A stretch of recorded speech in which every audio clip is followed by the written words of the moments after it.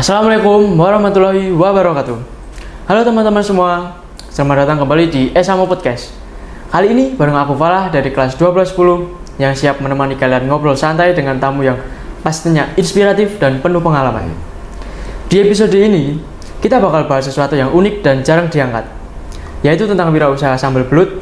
Makanan pedas dan gurih ini ternyata punya peluang besar dan banyak orang mulai meliriknya sebagai usaha rumahan yang menguntungkan. Yuk kita sambut narasumber kita hari ini. Halo Mas, selamat siang Mas. Mas Bala, selamat siang. Bagaimana kabarnya hari ini Mas? Ya, kabarnya sangat luar biasa sekali Mas Bala, sangat sehat selalu.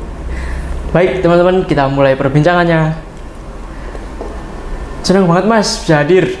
Ya, sama-sama. Biar pendengar makin kenal. Boleh Mas perkenalkan diri dulu, siapa nama lengkapnya? Oke, baik. Dan peran Mas dalam usaha sambal belut ini. Siap. Terima kasih sekali untuk Mas Falah untuk kesempatan siang hari ini. Sebelumnya terima kasih sekali untuk Mas Falah dan juga keluarga besar SMA Negeri 1 Mojolaban Sukoharjo. Diberikan saya kesempatan siang hari ini untuk memberikan sedikit edukasi gimana saya memulai membuka warung sambal belut Extreme Boy 83 gitu. Awal mulanya sambal belut ekstrim ini gimana sih Mas? Ya, awal mulanya jadi begini Mas. Saya awal mulai usaha warung sambal belut itu awal 2018 Mas. Itu saya mulai dari petani belut sampai mendirikan warung sambal belut sendiri. Terus kenapa dinamain Extreme Boy itu Mas? Ya, itu saya kasih nama Extreme Boy 83 sambal belut karena memang ternyata saya membuktikan itu dari tamu, pengunjung, pelanggan itu ada yang bisa makan belut dan juga ada yang enggak gitu Mas. Makanya saya kasih nama ekstrim gitu, termasuk makanan ekstrim lah gitu. Iya. Kalau bahan bakunya Mas, itu belutnya dipilih yang gimana tuh Mas? Kalau untuk warung saya itu memilih belut yang paling kecil Mas. Jadi sudah seleksi, jadi sudah pilihan dari pengepul belutnya Mas, gitu. Saya menggunakan belut yang kecil. Nah kebetulan peminatnya juga banyak yang suka belut yang kecil-kecil gitu. Kecil. Terus gimana tuh kok bisa viral sambal belut ekstrim ini? Oh, jadi gini, waktu viralnya itu pas rame-rame gitu sampai saat ini dari awal saya buka waktu itu 2019 kan COVID Mas, itu kondisinya kita ya COVID-19 itu lah, kebanyakan dari tempat-tempat penduduk padat, warung rame itu mereka lari ke tempat yang terbuka Mas. Nah, jadi kayak di pinggir-pinggir sawah ya, di pinggir kali gitu, seperti itu Mas. Jadi mereka datang terus upload, bikin story, bikin status melalui platform media lainnya gitu. Dari situ semakin rame sampai viral gitu Mas. Banyak orang penasaran nih Pak? Iya, banyak orang penasaran. Tingkat kepedasannya itu ada nggak Pak? Apa cuma satu level? Kalau untuk tingkat kepedasannya sebetulnya nggak ada Mas. Kita nggak pakai level 1 untuk pedasnya, itu sampai level 2 dan seterusnya kita nggak pakai. Jadi kalau untuk kualitas pedasnya itu sebetulnya ya tergantung kualitas cabenya Mas, itu seperti itu Mas. Yang bikin sambal belut Extreme Boy beda dari yang lain Mas? Ya, untuk bisa beda dari warung-warung sambal belut yang lainnya itu ya memang karena dari awal tahun 2018 saya buka itu memang sampai sekarang saya sudah jadi promotor Mas. Karena apa? Karena wilayah Mojolaban waktu itu belum ada Mas, bahkan mungkin di wilayah tingkat kecamatan sampai kabupaten pun sebelumnya memang belum ada. Jadi saya termasuk promotor, terus beda sama sambal belut yang lain, warung yang lain ya mungkin karena teknik penggorengan saya yang beda gitu. Kalau orang pengen beli Mas, itu jualannya di mana sih? Bisa online atau offline? Ya Mas, jadi gini, saya jualnya cuma offline ya di daerah saya, tentunya di Plumbon Mojolaban Sukoharjo, tepatnya di Plumbon RT 1 RW 3 Plumbon itu. Jadi kita nggak online Mas ya, karena apa ya? Karena kalau pas rame gitu saya nggak mau Mas. keteteran. apa ya, nggak mau keteteran, nggak mau pusing sendiri. Karena apa? Kalau yang namanya kita online itu kan harus cepet-cepet, kasihan juga yang nunggu mas, yang di rumah udah pesen lama-lama belum datang, nanti saya malah dapat nilai yang jelek gitu.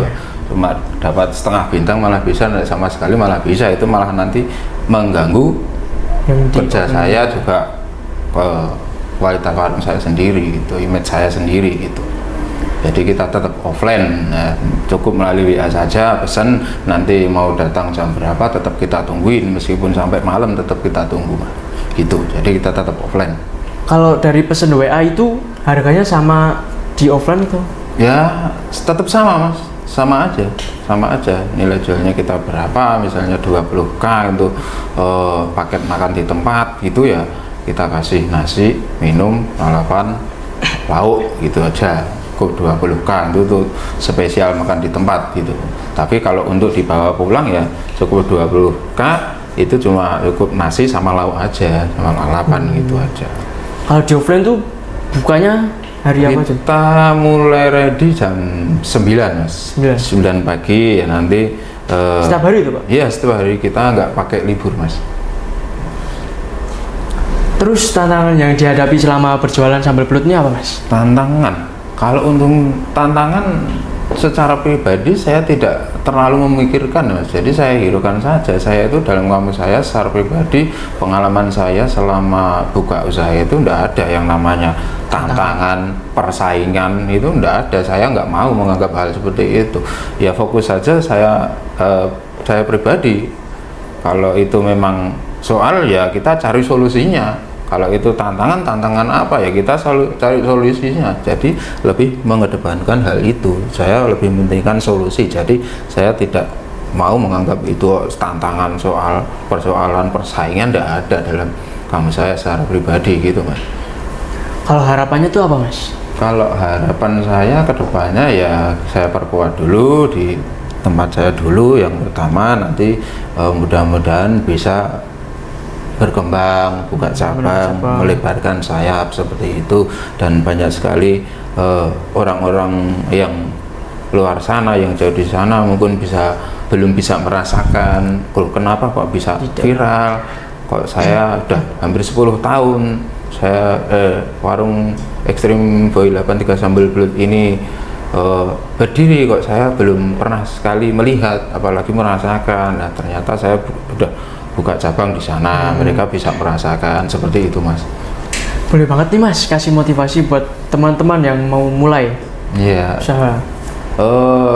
Kita kasih motivasi buat teman-teman yang pemula ya, khususnya kalau yang sudah senior ya mungkin saya masih di bawah mereka, apalagi kalau untuk di bidang cuma kuliner seperti inilah, katakan seperti itu ya mas Balan. Jadi ya tetap semangat aja untuk pemuda-pemudi, terkhususnya di SMA Negeri Maju 81 ini. Yang pertama fokus belajar dulu lah, nanti ada waktu luang tetap semangat belajar, ada waktu luang ya cari kegiatan yang produktif, kreatif, yang membangun untuk masa depan yang lebih baik gitu mas. Wah luar biasa nih, banyak sekali nilai yang kita petik dari pembahasan hari ini. Terima kasih untuk Mas Eko sudah berbagi pengalaman dan ilmunya. Semoga usahanya makin lancar. Amin. Dapat berkembang mas.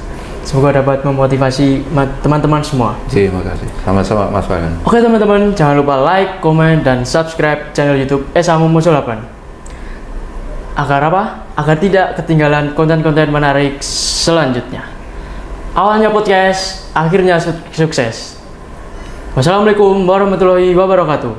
Waalaikumsalam warahmatullahi wabarakatuh.